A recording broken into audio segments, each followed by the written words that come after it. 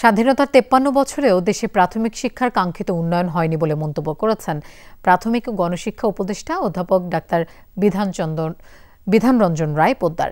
সকালে বরিশাল সাগরদীর পিটিআই সম্মেলন কক্ষে স্টেক হোল্ডারদের সাথে মতবিনিময় সভায় উপদেষ্টা জানান, দেশের প্রাথমিক শিক্ষা ব্যবস্থাকে 13-14 ভাগে বিভক্ত করা হয়েছে। সদিচ্ছা থাকলেও এই পার্থক্য দূর করা সম্ভব নয় বলেও মন্তব্য করেন তিনি।